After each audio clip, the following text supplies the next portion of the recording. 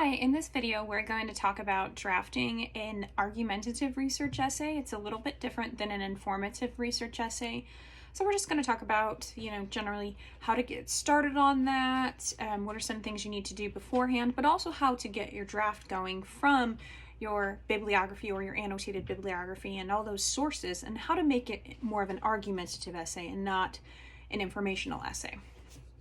So I've laid out some steps that you need to go through and do if you haven't done them already. If you've done some of them or all of them, you can skip the different parts of the video and skip ahead. But the video is going to walk you through, these 6 steps so that you can get a first draft going of your research essay. So the first one's going to be brainstorming and preliminary topics. The second one is preliminary research. Third, finalizing your topic. Fourth, find your sources and then do your annotated bibliography, as well as decide on your body paragraph topics. Number 5, finish your outline. And number 6, write your first draft. One thing that's different about research essays is that there's a lot of legwork that goes into it. You have to do a lot of steps before you can actually get to writing the essay draft. But if you do your legwork well, and if you put effort into it and, keep track of things, your draft will be a lot easier. It'll kind of write itself. Whereas with other essays, there's a lot more involved in the actual writing of the essay. You have to create more. But for research essays, it's kind of nice because a lot of the material is already there for you. Okay, so let's go ahead and start with our first step in the process. The first thing that you want to do when you're writing a research essay is to do some brainstorming to help you come up with a preliminary research topic. Preliminary means to kind of have a temporary topic before you officially decide, to have an idea of what you might want to do, but not be 100% committed. So this handout walks you through how to brainstorm some different topic ideas for a research essay. After you've done this, if you do not like any of the topics that you've brainstormed, you don't have to stick with them. You can do something completely different, okay? This is just designed to help you come up with some ideas so that you're not floundering. You're not feeling like, oh, there's so many different topics I could choose, okay? So let's read the instructions. It says in part 1, each item in the list below is an informational category that can be used to spark your ideas and get your research going. For each category, write a more specific topic underneath. Your topic should not only fall under the umbrella of that category, but should also be a topic that interests you. And that's really important. You want to be interested in your topic. Another thing that we'll talk about later in this video is you want to make sure that there are sources available, especially scholarly sources available on your topic too. If you are interested in more than one topic for a category, write those additional topics down, but don't spend too much time on one particular category over the others. So if you really like, current events, for example, and you have 3 different ideas that you're throwing around, put those all down. That's totally fine. You don't want to spend, probably more than 5 minutes on part 1, maybe 10, but you don't want to be spending an hour or 2 completing part 1 or even parts 1 and 2. Don't take that much time. Just come up with some ideas to get your brain going. Trust your instincts about what comes to you first, okay? Because that's more likely what you're interested in is what comes to the front of your mind. Okay, so the different categories that I put down for this are a current event, a social issue, your major, your future career, your hobby, and a topic you would like to learn more about. So for current events, something that's going on right now or recently, a social issue, this is sort of like a recurring current event, from things like abortion to human rights, vaccinations, all of that stuff. Those are social issues that are kind of recurring. Your major, if you haven't chosen a major, just pick one that you might be interested in studying. Same thing for your future career. You don't have to know what your future career is going to be yet, but one maybe you're thinking about. Your hobby, pick any, but make sure you pick one that there's going to be information on there, like on different websites in the databases on that hobby. And then a topic you would like to learn more about. Maybe in school you studied it before, or it's come across your readings at some point and you wanted to learn more about it, but you didn't have the chance. Okay, so let's see what I put for my examples. For a current event, I put COVID-19. For my topic underneath that, I put COVID-19 and healthcare resources. So you'll notice it gets just a little bit more specific than just the current event. I'm really caring about these healthcare resources. That's what I want to look into. Other people might be more interested in the economy or jobs or, maybe about the virus itself. For number 2, I put education as my social issue, and my topic is college education. Just getting a little more specific there. 3, my major in college was English. And for my topic, I originally wrote essay writing, but I ended up changing my mind. I felt like there weren't going to be enough sources out there for this, so I changed it to speakers of other languages learning English. I know there's more sources on there. Now, at this point, you may not know if there's going to be sources on there, so you can write the topic down. I just know from doing research before that there's not probably a lot out there on essay writing. I'd have to get into some specific teacher type resources and not general resources. My future career when I was in college was teacher, so my topic I put teaching in Common Core state standards. Those are standards for what material is taught in P through 12 schools. One of my hobbies is hanging out with my pets. I chose this one because I know there's a lot of research out there about animals. I was torn between 2 different topics. Outdoor versus indoor cats, like should they be allowed to go outside? Should it be sometimes, or should cats always be allowed to roam free? My other topic was declawing cats. And for a topic I'd like to learn more about, I'm really interested in masculinity in the United States and how it's changing and how it affects our society. So for my topic, I chose negatives of American masculinity. Okay, going down to part 2. Next, take each of your topics and brainstorm both subtopics and further subtopics for those subtopics. See the example for help taking general topics and making them more specific.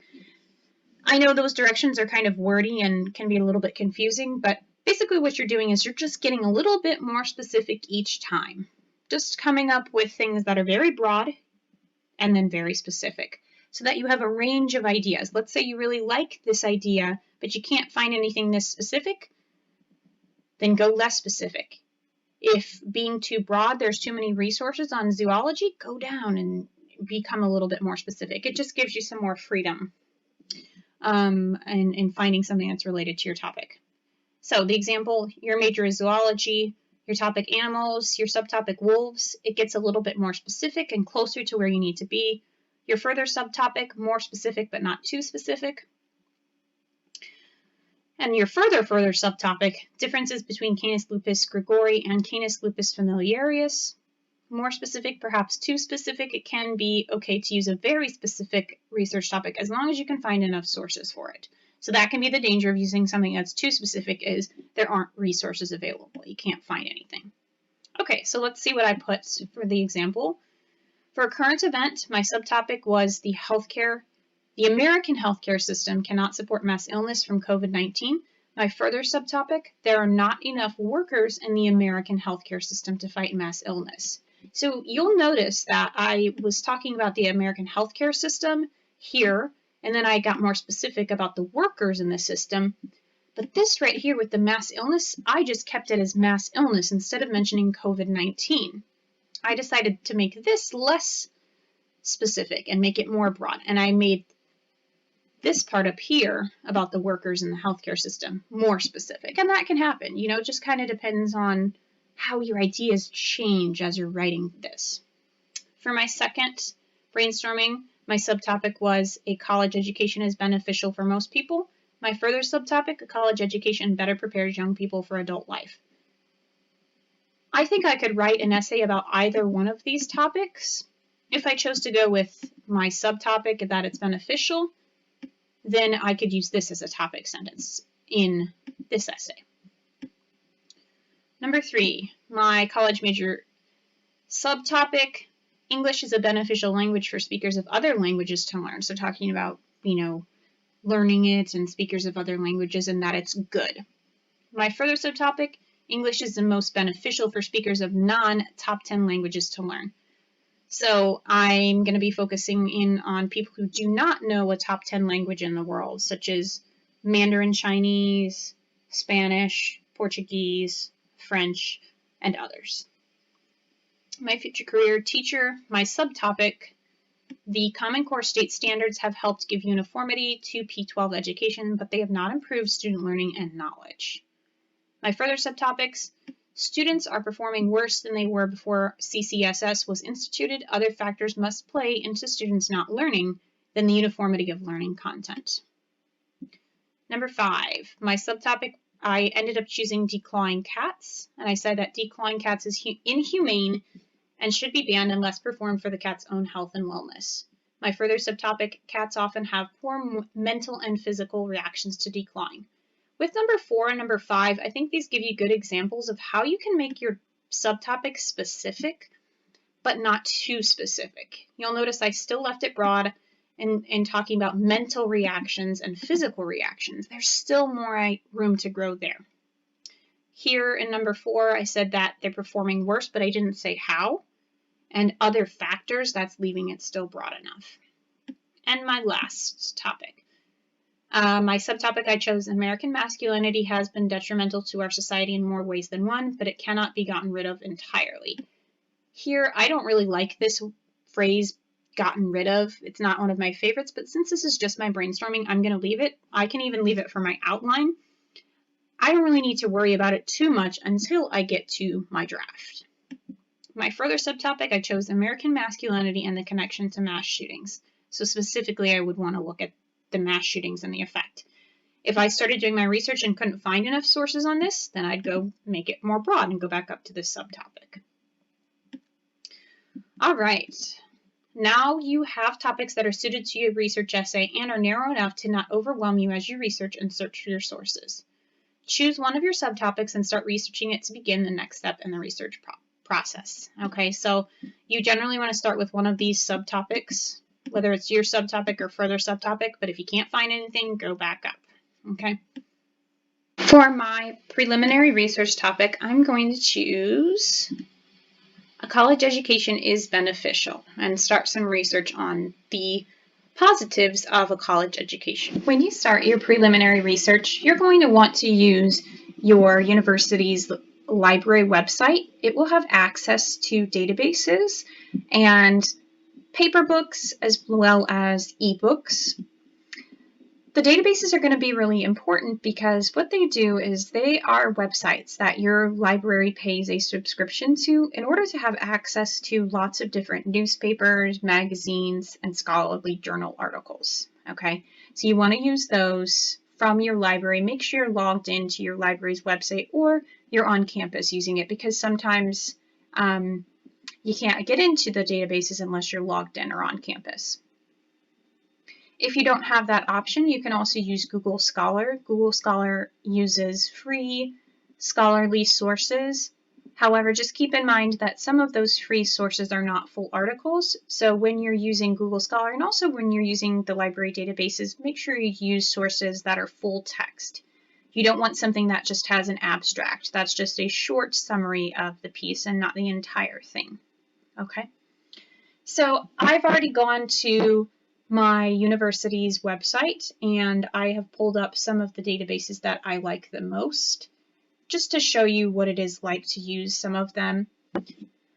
My two favorite sources, my two favorite databases, I suppose, are SIRS Issues Researcher, it's by ProQuest, and also Opposing Viewpoints by Gale, or Opposing Viewpoints in Context. EBSCOhost is a very popular one. Academic Search Premier, I've been using that for a long time. I really like EBSCOhost. It's very thorough, but it can also produce lots of different resources, so that one can be overwhelming.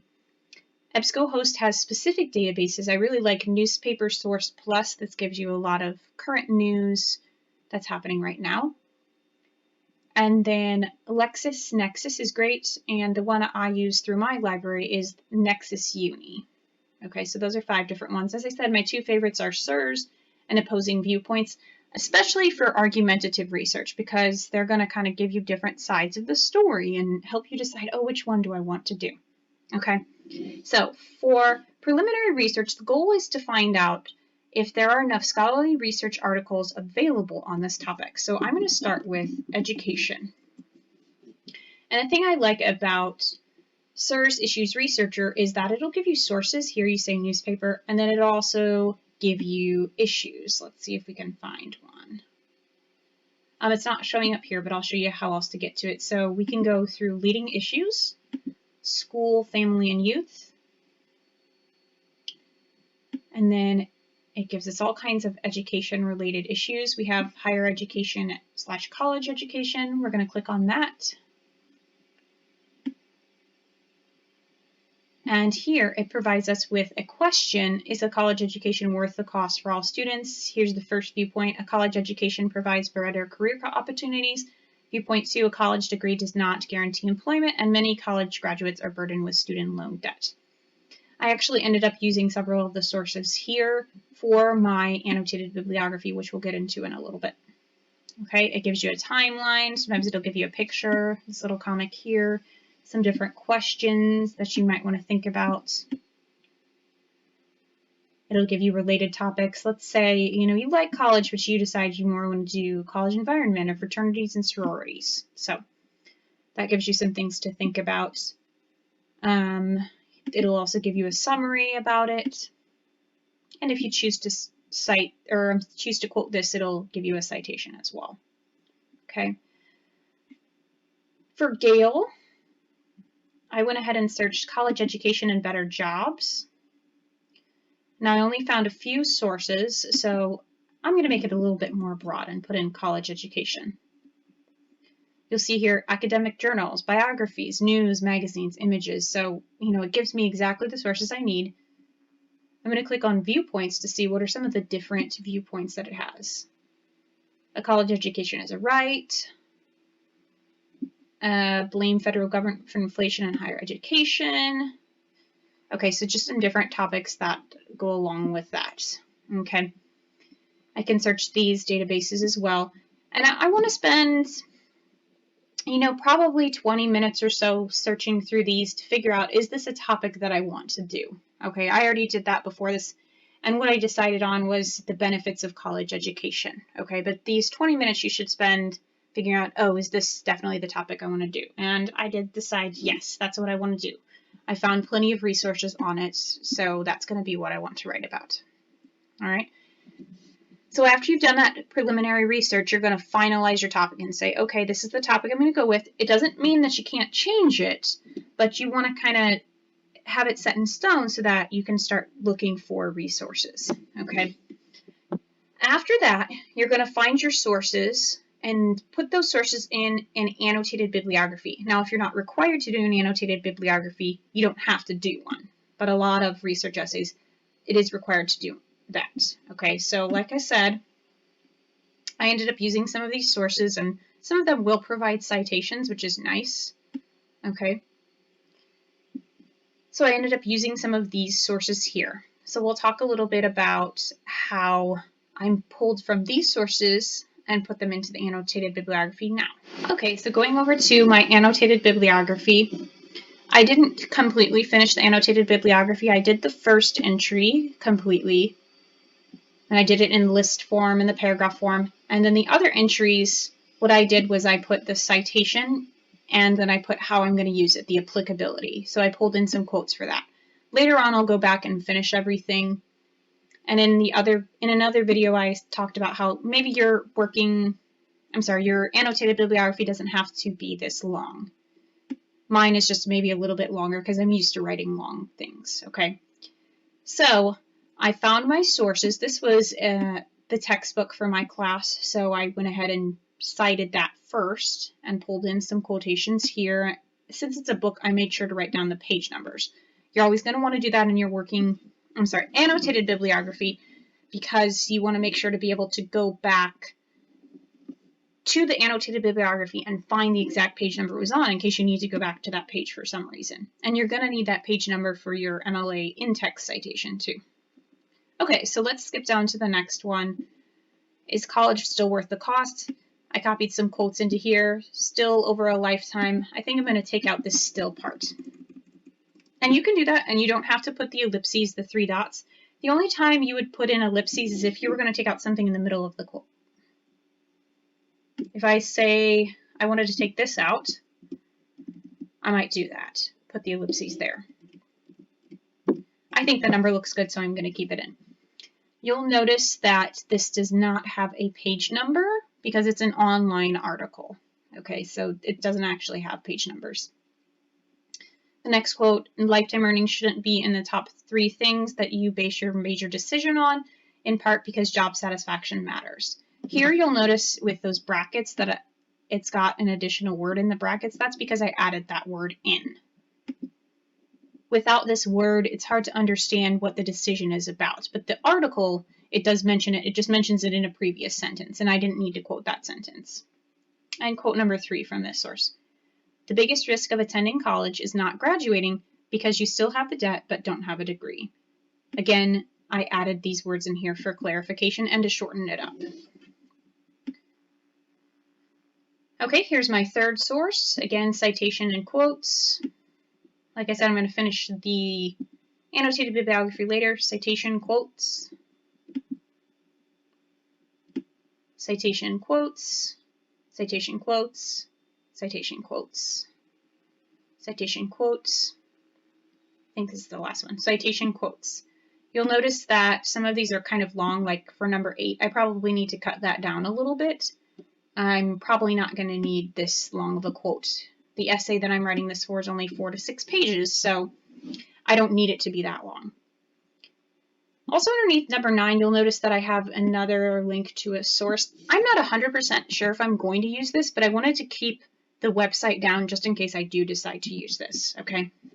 So you can put those at the end. I've had students do that before. Just list them at the end, but don't include them as an annotated source. Just include them as a source in general, okay? One thing I want to point out is as I was doing my research, I actually came across source number 6 from looking at source number 5. Okay, that source, I had been reading it and I realized, oh, it's actually citing another source. So let's go look at that source. So I've got this source pulled up. This is on the Opposing Viewpoints database. And here it says to editor, Frank Bruni's question as to whether college is invariably worthwhile, demanding more from college column September 7th. Okay, so here this tells me that it is actually referring to another article, and I went and found that article. Okay, I did use a couple of quotes from here, and they are letters to the editor, so I always want to keep that in mind. You know, maybe they're not the most credible sources. These particular quotes from this Ways to Look at a College Education, that might be maybe my last source that I want to use because it's a letter to an editor. They're not necessarily experts. I mean, it tells us who wrote it, but we don't know who they are. We don't know anything about their background information. So let's see how we would look up this source. And this is very common. This is a very common thing that happens in research is you see a source referenced in another source, especially like at the end of a source. It might be like down here, it might say, oh, this is a reference. Okay, so Frank Bruni's demanding more from college. We know it's New York Times. So let's put in NYT for New York Times. Frank Bruni demanding more from college and see if it comes up. And that's what I did to get this source. And then I looked through this source and I actually found more quotes from that as well. Okay. So I'm back at the annotated bibliography now, and I'm going to make that note that says that this source is not as credible as the other sources. This source is letters to the editor in response to another article. See source number 6. So it is not as credible as my other sources. I do not know the people who are writing the letters, and it is unclear whether they are experts in the field of education or not. Okay, so that tells me maybe it's not as credible. I'll keep it on here and I may decide maybe I won't use it in my essay. I may still use it, it is still published in the New York Times, so it does have that backing it, but, we just always want to kind of decide if maybe there's a better source out there, okay? So that's the annotated bibliography. You want to go through and do the rest of this, but, you may kind of jump around. You may do like I did and put in the citation and the applicability, maybe a little bit of the credibility, and then jump over to your draft. It just kind of depends on how you work and maybe when things are due for your instructor. Okay, after you've done at least part of your annotated bibliography, you found your sources and done your citations, you can start to decide on your topics for your body paragraphs. I recommend putting those on your outline. You can print it out. Usually it's a lot easier because then you could have your annotated bibliography and your sources up on the computer, and then on paper you can have your outline. The reason I'm typing it is just so that you all can see it. Okay. So for the argumentative research essay, I always start with what's my topic, then my thesis statement, I always start there, and then I go into the body paragraphs. To start writing the body paragraphs, you don't have to have your annotated bibliography done just yet, but you do want to have a little bit of it done so you kind of know, oh, this is what my body paragraphs are going to be about, and I have sources to back that up. So for all of my topics, as I did my research, I decided on the following preliminary topics, and I'm going to read them to you, and then I'll show you what order I put them in on the outline. The first one I thought of was major matters, as in what you major in matters. Then earn more money with a college degree, better prepared for life because of college, critical thinking, exposure to a variety of people and subjects. After that, better jobs are available with a college degree, jobs with benefits, jobs with the ability to work remotely, jobs with less physical labor, and then more likely to have a job. In other words, lower employment and less likely to be in poverty. I also noted a counter-argument about many students who don't complete college. So I wrote those down on paper, and then I decided on the order. So the first one I put was, statistically, college graduates earn more money than non-college graduates do. The two reasons I put this first are, one, money makes a difference. And number two, this is what most of the sources are about, is about how much more money they make. So again, I haven't filled out the rest of this. I'm just putting in my topics, just deciding on those. For the second one, I decided to go with not only are college graduates, not only do college graduates earn more than non-college graduates, but they also enjoy better jobs than non-college graduates do.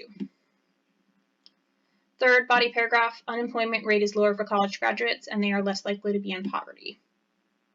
Fourth body paragraph, a college education better prepares young people for adult life. And fifth body paragraph, in order for students to enjoy college and complete it, they must major in something that they enjoy. And here, I have enjoy twice. It's just my outline. I don't have to worry about it too much for right now. In my first draft, I'll go through and change that and make sure I don't have repetitive language. All right, so that's all I put down. I didn't get into my introduction just yet. I just have those ideas down. The reason why I want to have those down is because now I'm going to go back and try to find information in my sources that supports all of these ideas. Okay, so I want them to connect all of these ideas. So it's really important that you have an idea of what your body paragraphs are going to be about before you go back to your sources. So you look at them initially when you're deciding if you should use them. Then you look at them for annotated bibliography to summarize them, and decide, hey, is this kind of along the lines of my essay? And then you're going to go back and actually read them and see if you can find support. Now, if you have a longer text, such as an ebook, you may not be able to read through that whole thing, and you're going to have to use table of contents and the search feature to find parts that are relevant to your essay. Okay. So after writing down those topics in my outline, I want to go back to either my annotated bibliography or my sources. It depends on, have I put quotes in my annotated bibliography yet?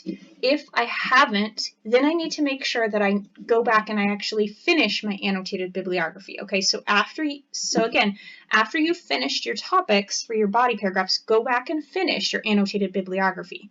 And this is important because while you're finishing your annotated bibliography, that will help you find pieces of support. I mean, that's one of the things that you have to put in is how is it applicable? How does it apply to your essay? What are you going to use from this source in your essay? So this is a great time. You can start pairing these quotations with your body paragraph topics, okay? So make sure you finish that annotated bibliography before you go back and finish that outline. Okay, so on mine, you saw that I needed to finish all of this. So right now I need to go and finish that. So I've been working on my annotated bibliography for a little bit, and I decided that after I've absorbed some information, what I'm going to do next is go into my outline and go to my explanation. I'm not going to my support just yet. I'm going to write down what I think some of the ideas I might find support are that are going to be in my sources based on what I've seen now. So for body paragraph 1, I explained the topic sentence types of jobs college graduates work versus non-college graduates work. Jobs are more digital and information-based than they used to be. For body paragraph 2, my explanation was jobs with benefits, jobs with the ability to work remotely, and jobs with less physical labor. As I was reading my sources, I didn't see this, and I decided I want to add an additional source that talked about this because this is kind of relevant right now. A lot of people are wanting to work remotely or have lost their jobs because they can't work remotely. For body paragraph 3, I put furthermore college graduates. Okay, so I was looking at body paragraph 3, and I decided that I think I actually want to make this explanation into my topic sentence. So I'm just going to do a little switcheroo here. I put some text box in here to allow me to move the ideas around more easily. And that's totally natural. That can happen, when you're working as you decide, oh, I don't like where this idea is, or, maybe this goes better here. Okay. So now body paragraph 3 is furthermore, college graduates are more likely to have a job than non-college graduates. Yeah, I think that's broader. And then this is more specific. Unemployment rate is lower for college graduates and they are less likely to be in poverty. So I'm going to be looking for that as I continue on my annotated bibliography. Body paragraph 4. A college education better prepares young people for adult life. I explained it. College teaches critical thinking and other skills. College exposes people to a variety of subjects and people alike. So I'm going to be looking for that in my research, see if my research supports that. And 5, I explained it as students are less motivated to study if they do not like what they're studying. Also, people are more likely to be successful after college if they have found something they enjoy doing. Okay, so I went back and I finished up my annotated bibliography, and while I was doing that, it helped me find some support. So what I went ahead and did was I copied those pieces of support into my outline, and I put them under the topic sentences that they went along with. Okay, so let's look and see where I put the support. Also, when I put the support in, I included the parenthetical or the in-text citations. You'll see those as we go through, so that I can just copy this straight into my actual first draft, and I don't have to go back and look at what source it came from.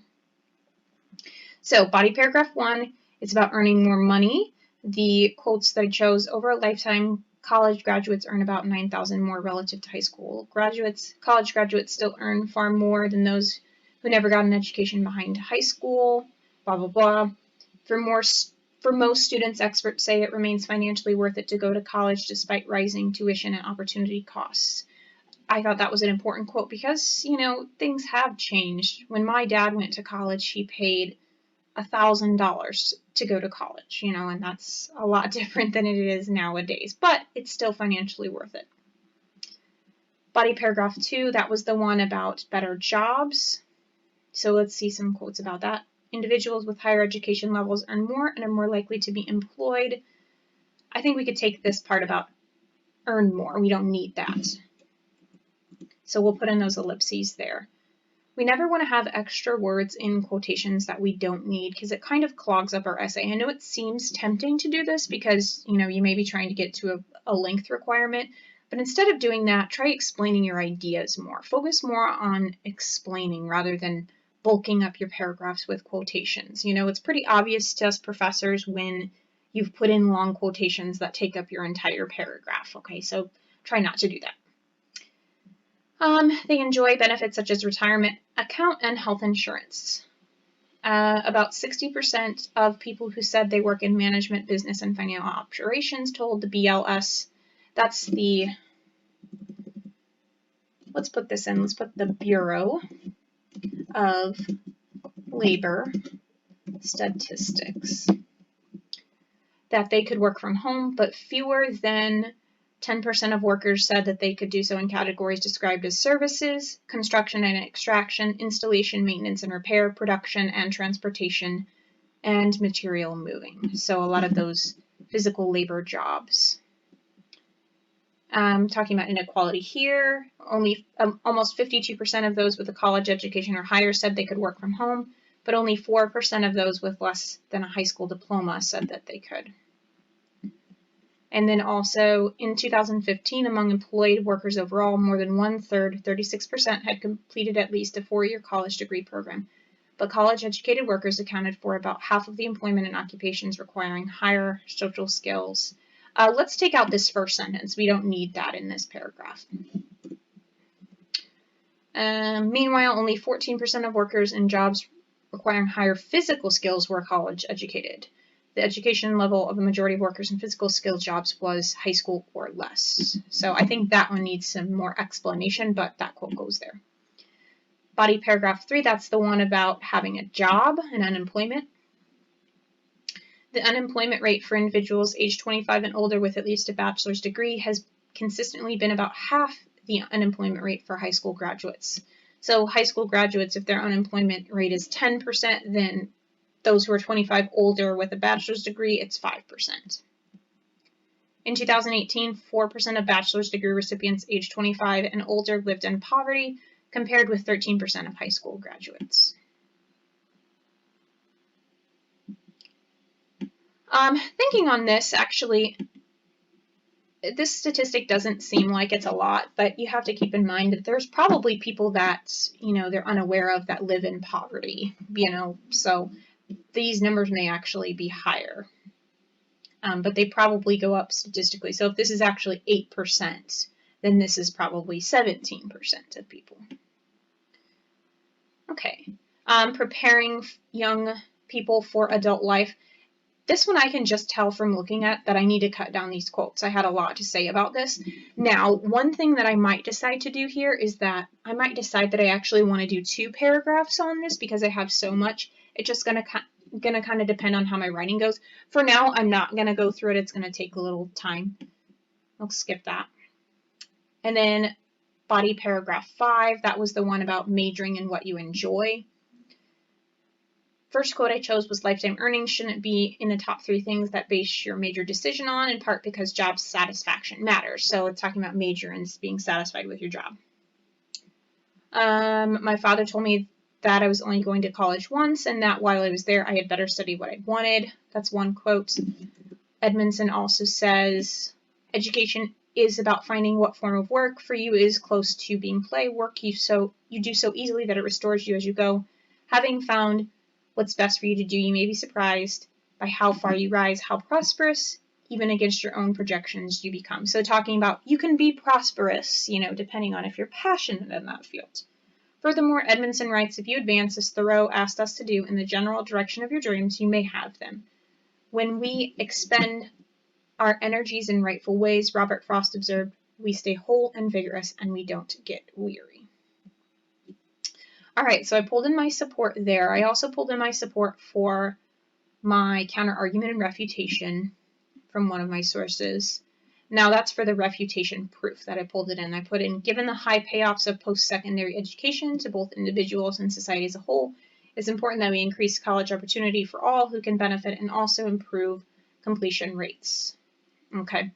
So here, I found this quote, and I knew I wanted to use it in my refutation proof, but it didn't quite match with what my counter-argument was, so I needed to figure out how was I going to refute it by using this quote. I ended up putting in this for my refutation.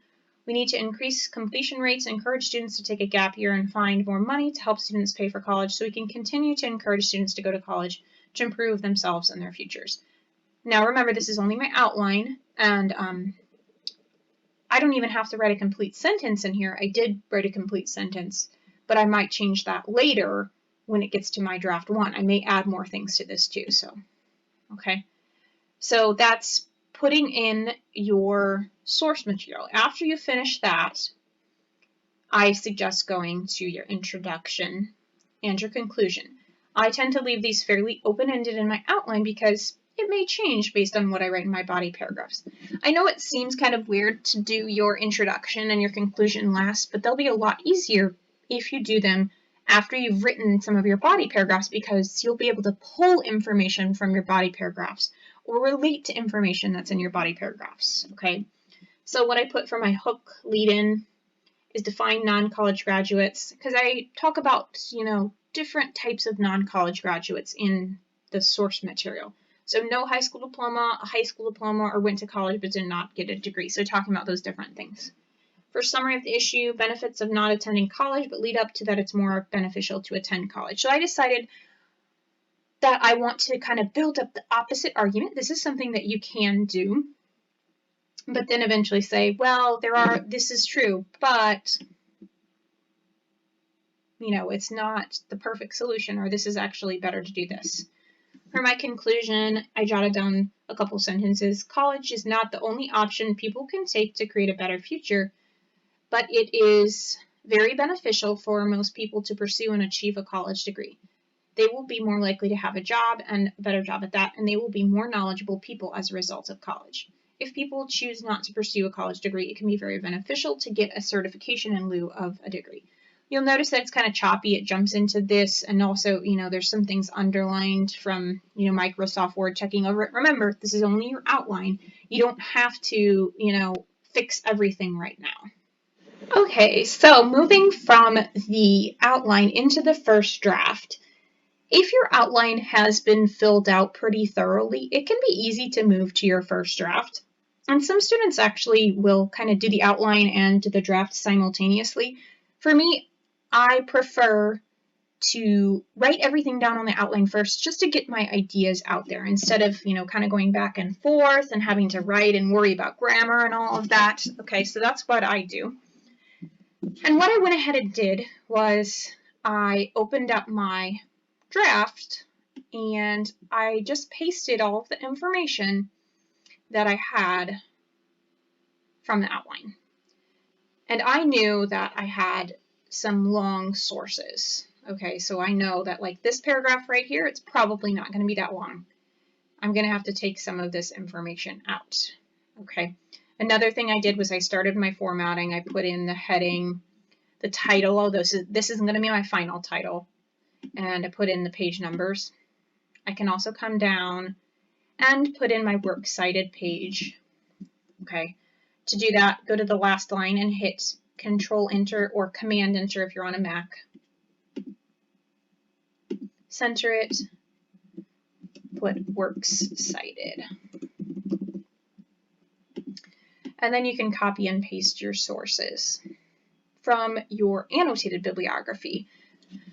For me, on the research essay, I just have students do all of their MLA citations. They don't have to copy all of the extra annotation stuff, But some professors may want the full annotated bibliography afterwards. Just pay attention to what their instructions are. So I'd go back here to my annotated bibliography, copy the sources, and then paste them here.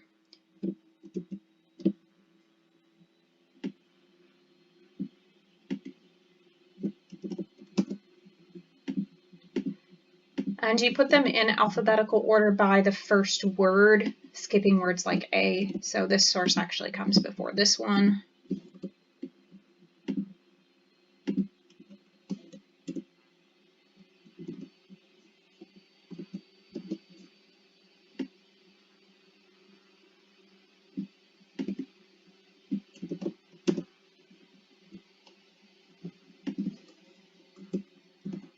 So go through and do that for all of your sources from your annotated bibliography and any other sources that you used, but maybe you didn't put on your annotated bibliography. Sometimes that does happen, although a lot of professors prefer if you do not stray from the annotated bibliography. I don't mind if you do, but it just is personal preference. Okay, I've got all of my sources here in my works cited page. Now I'm going to just highlight this page, none of the other pages, and put in the correct spacing. You want to do hanging indent, and then you want to do double spaced. Click OK. You'll notice that just because of the way I typed them, there's an extra space between all of these. Just go ahead and delete that.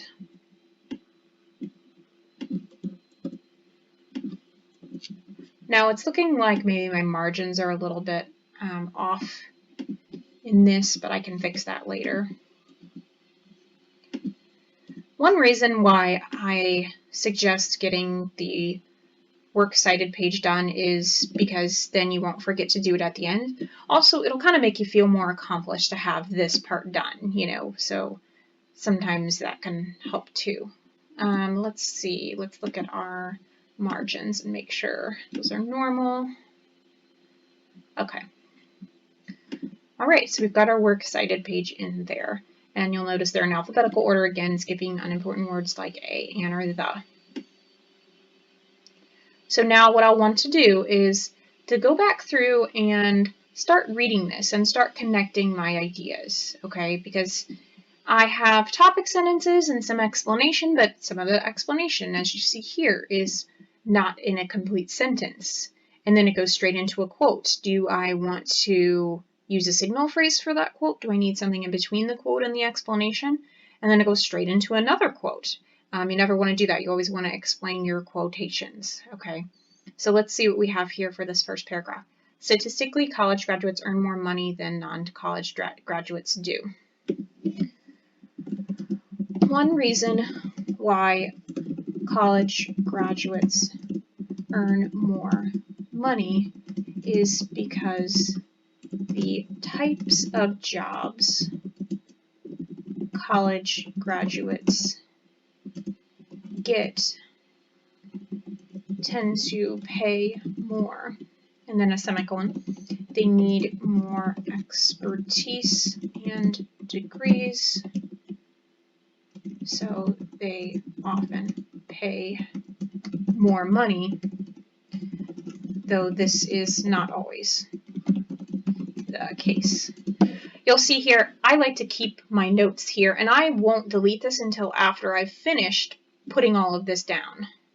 Okay, here you'll notice there's something marked, and I'm really tempted to go to that, but I need to try to focus down on this information to put it into sentences. Okay, and then here, right there, I need to put that in here. In addition, college, let's see, jobs, nope, still don't like that.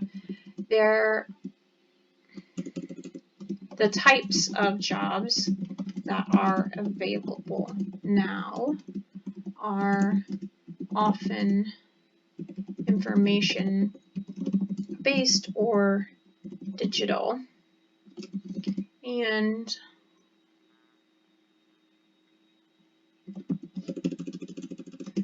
not as hands-on as they used to be. These information-based jobs typically need a college degree. Okay, so now that's when I would go and delete this because I've put all of this information in here. I might decide that I don't want this sentence in here later, but I want to go ahead and type it up just to put the ideas down. And then sometimes I might decide like, oh, maybe this quote isn't best over here. Maybe it needs to come earlier. Okay. So let's see what the first quote is. Over a lifetime, college graduates earn about $900,000. That's not really related to this. Graduate degree. So kind of my explanation is not matching with these quotations, and that's okay. That's part of this draft part. I might discover, oh, I need to explain this differently. Maybe my explanation isn't getting into the reasons more so, but just giving a little bit more information about the money and the sources. There are a plethora. I think I spelled that word wrong. See, I should have stopped myself. It's just a draft. I don't have to worry about that right now, but I did. There are a plethora of sources that state that college graduates earn more money over their lifetimes. Let's see. Sounds too much like my source, so let's say in their lives. Than non-college graduates do, and this fact has not changed over time or with the increase in college graduates.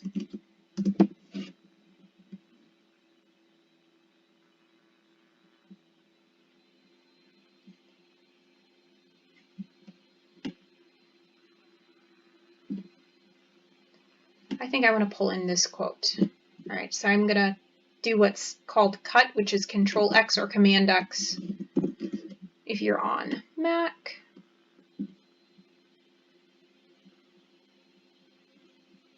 I'm going to pull that up here.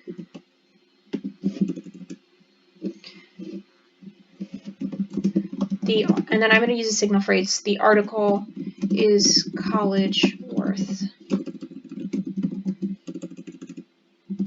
The cost states that for the most part, blah, blah, blah, blah, blah. And then I can take this out of here.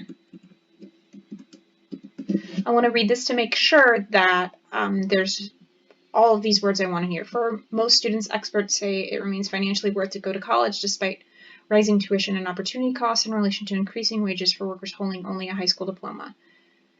The average college graduate earns a salary that is over $30,000 more than an average worker with only a high school diploma. Okay. And then I'm going to want to, explain this or put more information in there. I'm not going to do that just right now, but I do want you to make sure that you do that on your own. Okay. As you're working through your draft, you've got all of this information in here. If you find that you're struggling to come up with a thesis or your topic sentences are not arguments and they're more informational, make sure you revise those to make them more of an argument. Many research essays are informational, but for my classes, I like to do argumentative. I want you to make sure you have a thesis and you're actually using your sources to back up your ideas, okay? You're not just giving us information. For an argumentative research paper, you want to make sure it doesn't read like a book report and it doesn't read like a Wikipedia page. You're not just telling us information, okay? So, for example, going back to that first paragraph, we have that argument here, a little bit of explanation here, and then we use quotations. We use information, but we're going to use it to support this idea, okay? And it's also going to support our thesis as well, all right? We're not just giving information about the amount of money that they earn, okay? And that's what can make an argumentative research essay difficult. Okay, let's go to the next paragraph and kind of see what that would look like here. So not only do college graduates earn more than non-college graduates, but they also enjoy better jobs than non-college graduates do. So that's my topic sentence. I'm going to skip this part right here. I will finish up my explanation later like I did with my first paragraph. I just want to show you this quote and talk about how it relates to the argument that's going on here. The quote says, individuals with higher education levels earn more and are more likely to be employed and enjoy benefits such as a retirement account and health insurance. So that gives us information, but that information that's in there is specifically geared towards this topic sentence. It's not just information that I found. I chose this information from a source to back up my main argument. Okay, I'm choosing that information. I'm not just, picking at random. I'm not providing a Wikipedia page. I'm not doing a book report of everything about college education and its benefits. I'm not just listing everything for you.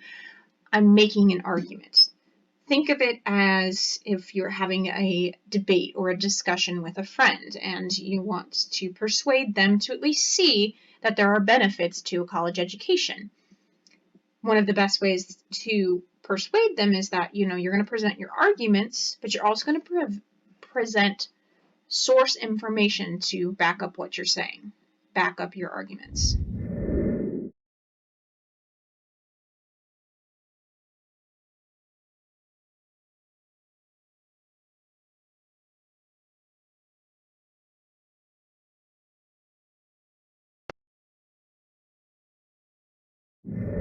So making sure to use your sources and information to back up your argument, that'll make your essay an argumentative research essay rather than an informative research essay.